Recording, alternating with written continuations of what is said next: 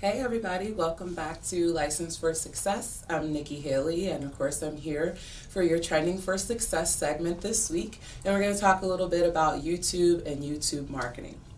Now, if you are a loan officer or you're in the real estate industry, YouTube can be a great asset to really just get yourself out there and get the exposure that you need as a professional in your area. Now, we all know YouTube has its good values and its bad values. There's a lot of misinformation out there on YouTube, but in our industry in particular, being that we deal with products that have specific guidelines, we're dealing with specific property values, specific areas that we target down to, and things like that, YouTube can be a very valuable tool for you, especially if you're a realtor, just doing staging of your properties and walkthroughs, your open houses and things like that, and using that content, which is evergreen. And what I'll explain to you real quick is what evergreen content is. Evergreen content is basically if I shoot a video where I'm doing a walkthrough with one of my clients on a new property. I have a YouTube channel, so I upload that video to my channel, and every week I'm consistently uploading those types of videos. Two things are going to happen. Number one, my following is going to continue to grow as the weeks go by, but the content that I put out will always live there as a reference. People can always go back and see, hey, this is Realtor Jane Smith. She's been working in the Philadelphia area for X amount of years, and she has a full YouTube catalog of all of her properties dealing with, her clients. And of course, just keep in mind when you are filming someone, especially when you're dealing with a customer, you want to make sure that you have the right permissions and everything in place first. That way you have their approval to actually film them and their home buying process. But don't be afraid to actually go there and put that information out, because what it does for you is it really puts the spotlight on you as a realtor or you as the loan officer and makes you look like the professional that you are. So all you're doing is continuously building your brand.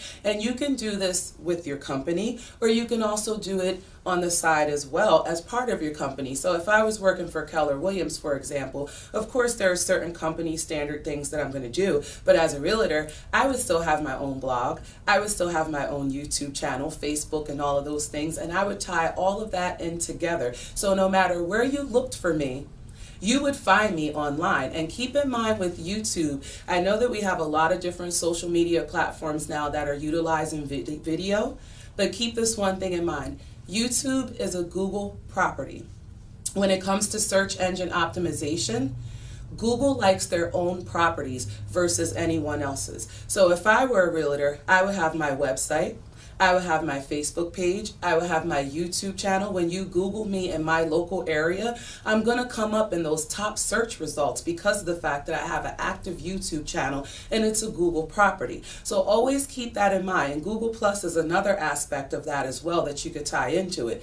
Of course, it never turned out to be the Facebook that they originally wanted it to be. However, it does have a benefit as far as SEO purposes and getting your name and your business in those top search results on Google.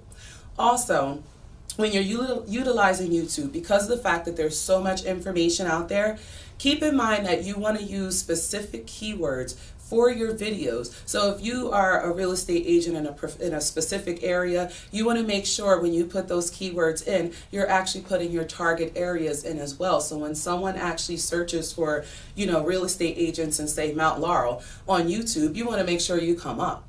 You want to make sure you're in those top search results. If you're not sure how to do that, Google also has AdWords where you can go in and set up your keywords for your YouTube account. You can also use a keyword planner to do the same thing and find the top actual keywords for your business that you need to utilize for your YouTube videos. And that way, when someone goes on YouTube and they're looking for that real estate information, you're definitely going to come up. And it also works well if you do have a loan officer that you work with on a regular basis. You guys could kind of co-brand that YouTube channel and really work it together and really further your exposure that way as well. So again, YouTube, couple of quick tips. Make sure the information that you're putting out there is great information. Like I said, we're in an industry that deals with guidelines and specific pricing and specific target areas. So that's the information that you want to focus on when you're actually talking to your audience on YouTube or showing specific properties and details about the mortgage industry or real estate industry. The next thing you want to do, like I said, make sure your keywords, you have them planned out. You're using them when you post your videos, so when people search for you, you're coming up. Another thing, regular content. If you have an open house a few times a month, make sure you're posting those videos. Another cool thing about YouTube too, even if you're not showing a property, do a quick video that just gives a quick summary about a specific product where you're just hitting on a couple of basic guidelines that people need to know. YouTube is a great tool for educating your audience, and make sure when you're putting that information out there, you're giving them the facts so they know that you are the professional in your industry. The third thing I want to say, once your videos are out there, put them on your blog or your website. Make sure they're on your Facebook page. Share little snippets of them on Instagram and Snapchat, and make sure you're getting the furthest reach that you possibly can within your local area. If you follow just those few tips that I just gave you, you can have a successful career in real estate that incorporates all aspects of social media, and your internet marketing will begin to work for itself. And then remember when you used to pick up the phone and actually call people and reach out to your leads and do cold calls, the reverse is now happening. People are actually calling you, and that's the result that you want. So thank you guys for watching this week. Thank you for watching my segment, Trending for Success. I'll be back next week with some more cool social media marketing tips for you guys. And of course, thank you for watching License for Success. Chris and I will be back next week. I hope everyone has a great weekend, and we'll see you soon. Take care.